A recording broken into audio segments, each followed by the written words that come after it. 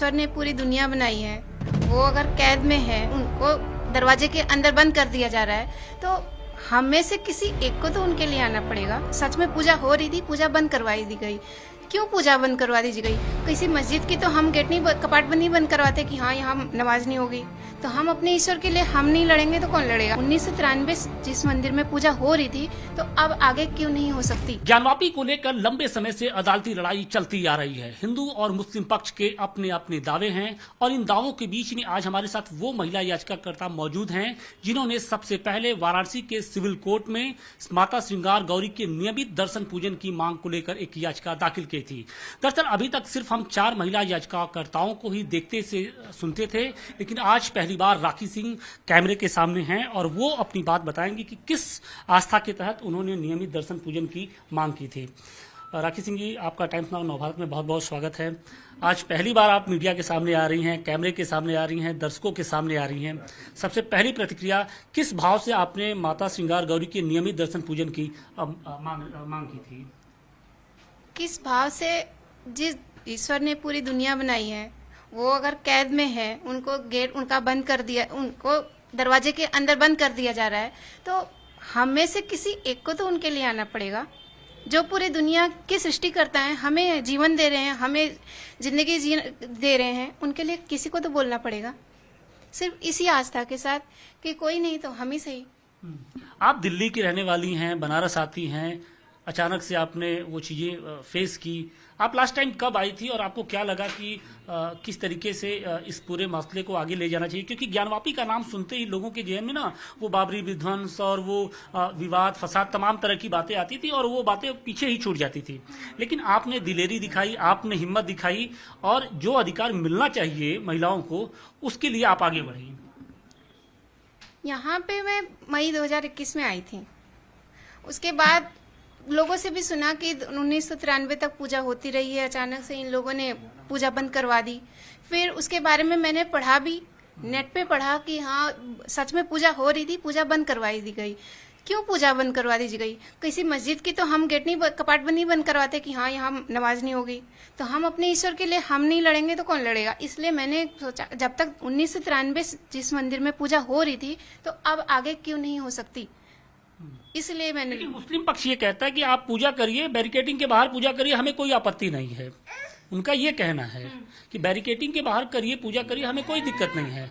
आप लोग की क्या डिमांड है? आप लोग क्या चाहती हैं कि जहाँ पे मूल मंदिर था माता श्रृंगार गौरी का, वहीं पूजा करें? खाना बना के आप अंदर बैठे हो, मैं बाहर गेट से आपको रख दूं, आप खा लेंगे? नहीं ना। जब मेरा ईश्वर, मेरी माँ अंदर बैठी है, तो हम बाहर से पूजा क्यों करें? आप बताइए। ये क्या हमारे हिंदू धर्म में ये नहीं सिखाया जा रहा? हमारे यहाँ कहा जाता है कि अगर आप प्यार से खाना बना रहे हैं तो उतने ही श्रद्धा भाव से परोसिए सामने वाले को। तो अगर मैं पूजा करूं, बाहर से क्यों करूं? मेरे मन में श्रद्धा भाव है तो मैं सामने माँ के सामने दिखाऊं कि हाँ मैं आपके प्रति समर्पित हूँ आपके प्रति। पिछले 2 साल से ये केस चल रहा है। आज निर्णायक मोड़ पर ये केस है। एएसआई सर्वे को लेकर एएसआई सर्वे शुरू भी हो चुका है, हालांकि मामला अभी हाईकोर्ट में जरूर है। क्या उम्मीद करती हैं, आगे का रास्ता कैसे निकलेगा? आगे का रास्ता एएसआई सर्वे के, अभी एएसआई सर्वे की निर्णय आने दीजिए, उसमें एएसआई सर्वे में एकदम सच सामने आ जाएगा। कहते हैं ना, सांच को आँच नहीं, उसमें साबित हो जाएगा कि हाँ यहाँ पे मंदिर था कि मस्जिद था, तो अपने आप ही पूजा का अधिकार हमें अपने आप मिल जाना है।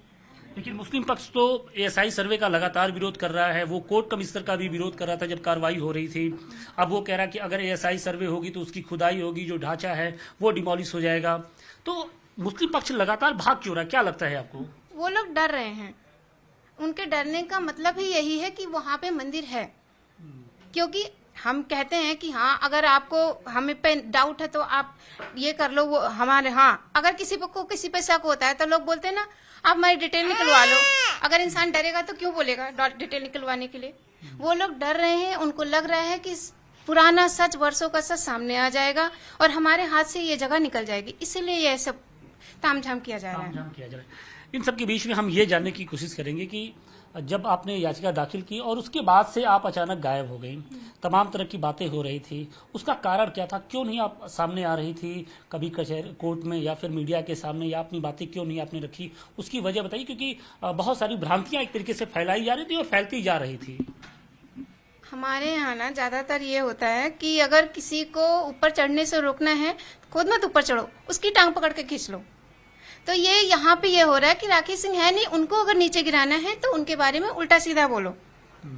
अगर उल्टा सीधा उनके बारे में, वो है मेन केस उनके नाम पे है, नाम उनका चल रहा है, अगर वो हट ही नहीं तो हम सामने कैसे आएंगे? सिर्फ इसलिए ये किया गया है कि राखी सिंह गद्दार है, राखी सिंह बिकी हुई है, राखी सिंह है, यहाँ तक कि राखी सिंह मर चुकी हैं, ये तक बोला गया। आप लगातार खबरें देखती रही होंगी, जहां भी होंगी आप खबरें देखती होंगी, राखी सिंह समेत 5 महिला याचिकाकर्ता। लेकिन लोगों के भी जहन में था कि राखी सिंह नहीं और सारी महिला याचिकाकर्ताएं हैं। कभी आप उस माहौल को मिस करती थी? जैसे जब कोर्ट कमिश्नर की कार्रवाई हुई तो सभी महिला याचिकाकर्ता अंदर गए और भी जो पक्षकार थे, आप उस मोमेंट को मिस कर रही थी?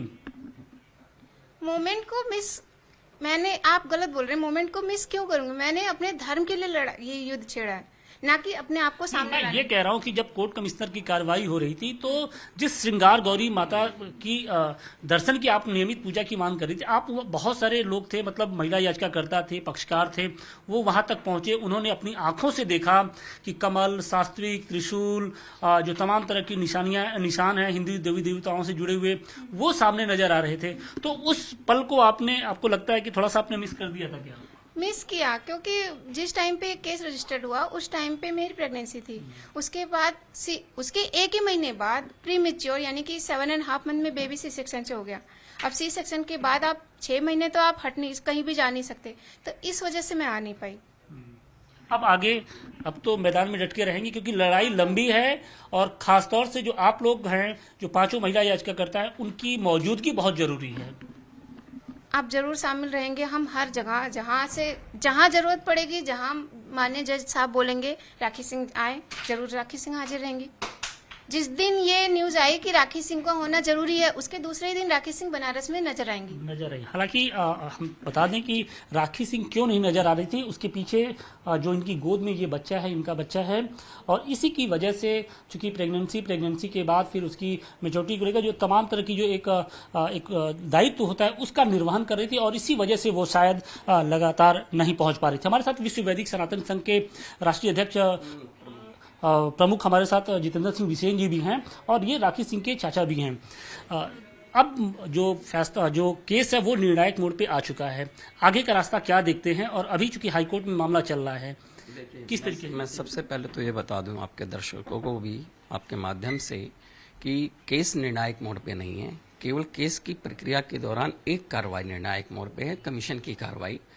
केस तो अभी शुरू ही नहीं हुआ है, क्योंकि केस को शुरू कहा यह जा रहा है कि अब इस केस की बुनियाद ही यही है, यही सर्वे की कार्रवाई ही बुनियाद होगी। देखिए, ये केवल इस केस की नहीं, ASI सर्वे का मतलब है एक सरकारी और स्वतंत्र संस्था के द्वारा निष्पक्ष जांच की जाना, और ये तमाम केसों के लिए महत्वपूर्ण एविडेंस बनेगा। आप लोगों को याद है जब कार्बन डेटिंग के विषय में कुछ लोगों ने एप्लीकेशन लगाई थी, राखी सिंह की तरफ से उसका विरोध किया गया था कि शिवलिंग की कार्बन डेटिंग नहीं होनी चाहिए, पूरे परिसर की करवाए। मेरा मीडिया में मेरा इंटरव्यू जो मैंने वाइट भेजी थी उसमें कहा था कि पूरे परिसर का ASI सर्वे होना चाहिए, शिवलिंग का नहीं होना चाहिए, क्योंकि पवित्र शिवलिंग को किसी प्रकार की क्षति पहुंचाना मतलब अपने ही अस्तित्व पे प्रश्न उठाना है। और एक चीज और आपके दर्शकों को बता देना चाहता हूं कि एविडेंस एक्ट सेक्शन 106 क्या कहता है कि वादी ने जो बात कह दी वो मान्य है, अगर वो गलत है तो उसको साबित करने का काम विपक्षी का होता है।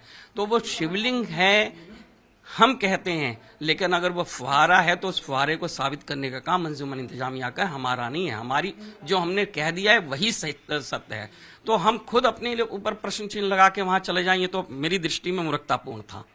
क्षमा चाहता हूं, पर मेरी दृष्टि में मूर्खतापूर्ण कार्य था। हाँ, ASI परिषद पे एक बहुत ही अच्छी प्रक्रिया, और ये मेरी उसी घोषणा के बाद कुछ लोगों को लगा शायद जल्दी में लगा दिया जाए, नहीं तो राखी सिंह की तरफ से लग जाएगा तो फिर मामला कहीं ना कहीं उधर घूम जाएगा, क्योंकि कहीं ना कहीं सच्चाई ये है कि वादी पक्ष 2 भागों में बटा हुआ था। वादी पक्ष 2 भागों में बटा हुआ, लेकिन मकसद एक है, मकसद महादेव की लड़ाई है। देखिए, बिल्कुल सही है, महादेव की लड़ाई है, लेकिन महादेव की लड़ाई कब लड़ सकते हैं? जब मुकदमा अपने लक्ष्य को प्राप्त कर लेगा। और कब प्राप्त कर लेगा? जब उस मुकदमे में कोई गड़बड़ नहीं होगी। राखी सिंह का मुकदमा अभी ट्रायल पे ही, कोई भी मुकदमा अभी ट्रायल पे नहीं आया, क्योंकि जब तक इश्यू फ्रेम नहीं हो जाते तब तक मुकदमा शुरू नहीं होगा। अभी तो इतनी एप्लीकेशन पड़ी हैं, उनको ही खत्म करने में, पूरा करने में, सुनवाई होने में लगभग 2 साल का समय लग जाएगा। इस केस की बुनियाद में जो एएसआई सर्वे हो रहा है वो कितना महत्वपूर्ण है? देखिए, मैंने अभी कहा ना, केवल इस केस में नहीं, ये एएसआई सर्वे तमाम केसों के लिए मील का पत्थर साबित होगा। मैं बार फिर कह रहा हूं, मील का पत्थर। एएसआई सर्वे से वो सारे तथ्य उजागर हो जाएंगे जो अभी बहुत छुपे हुए हैं। लेकिन जो मुस्लिम पक्ष है वो कोर्ट में बार बार यही कह रहा है कि एएसआई सर्वे के नाम पर मस्जिद को डिमोलिश करने की एक तरीके से कोशिश की जा रही है, साजिश रची जा रही है। देखिए, वो उनका क्या कहना है वो तो मैं नहीं कह सकता। उनको तो सत्य से भय लगता है, क्योंकि उन्हें पता है एएसआई सर्वे हो गया तो सच्चाई सामने आ जाएगी और मस्जिद को डिमोलिश नहीं करने की बात है। वहां मंदिर है और उसके पक्षकार हम हैं, तो हम अपने मंदिर को तोड़वाने की बात नहीं करेंगे। एएसआई सर्वे जो है किसी चीज को क्षति नहीं पहुंचाता है, वो एक वैज्ञानिक पद्धति से जांच होती है और वो टूटेगा नहीं। हाँ, मैं आपके चैनल के माध्यम से वादा करता हूं, ये अगर केस के ट्रायल के दौरान ये कभी साबित हो गया कि वहां मस्जिद है, तथाकथित मस्जिद, अगर मस्जिद साबित हो गई तो जो खर्चा आएगा, अगर वो नष्ट हो जाती है तो हम उसे बनवा के देंगे। मुस्लिम पक्ष ने तो यहाँ तक कह दिया कोर्ट में कि अगर मस्जिद को कुछ भी होता है तो उसके लिए हिंदू पक्षकार और हिंदू पक्ष के वकील हम जिम्मेवारी हैं, हमारी जिम्मेवारी, हम तो तैयार हैं पूरी जिम्मेवारी लिखित में देने के लिए। हमसे एग्रीमेंट करवा लें, हम लिखित में देने के लिए तैयार हैं अगर कुछ होता है। लेकिन मस्जिद साबित होगी, जब मस्जिद साबित होगी तभी तो हमसे कोई हर्जाना ले सकते हैं। लेकिन अगर मंदिर को कुछ होता है तो उसकी जिम्मेवारी उनकी, क्योंकि उनके द्वारा मंदिर को बार बार क्षति पहुंचाई जा रही है। राखी जी, एक अंतिम क्वेश्चन, आगे का क्या लगता है, कितने दिनों में ये सारी प्रक्रिया होगी? उम्मीद क्या कर रही हैं आप कि कब आप पूजा करने वहां जाएंगी? अपनी जो और जो चारों महिला याचिकाकर्ता है उनसे कभी अब बात तो होगी आपकी? उम्मीद तो यही है कि हमारे पक्ष में आएगा, बस ये है कि थोड़ा टाइम लगेगा, क्योंकि छोटा मोटा मैटर है नहीं, बहुत बड़ा मैटर है ये, तो उसमें थोड़ा सा तो टाइम लगेगा ही लगेगा। तो ये थी राखी सिंह जो पहली बार मीडिया के सामने आई और जितनी बातें हैं खासतौर से जो मां सिंगा गौरी की नियमित पूजा की जो मांग को लेकर उन्होंने बात रखी है कोर्ट में, कुछ वही बातें आज उन्होंने कैमरे के सामने भी रखी है।